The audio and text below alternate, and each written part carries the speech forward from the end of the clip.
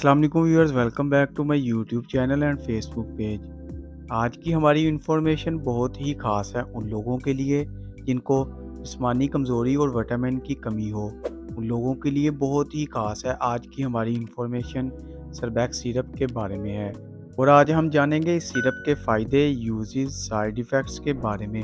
पूरी इन्फॉर्मेशन आज आप लोगों को बताएंगे। सबसे पहले हम इस सिरप की कंपोजिशन के बारे में बात कर लेते हैं, यानी इस सिरप में कौन कौन से अज्जा शामिल हैं। Vitamin B1 10 mg, vitamin B2 6 mg, vitamin B6 10 mg, निकटामाइड 50 mg है, नेथोनोल 10 mg है, विटामिन B12 10 mcg और इसके अलावा विटामिन C 100 mcg शामिल है। ये थी इस सिरप की कंपोजिशन, जो कि बहुत ही ज़रूरी होती है आप लोगों की अच्छी सेहत के लिए।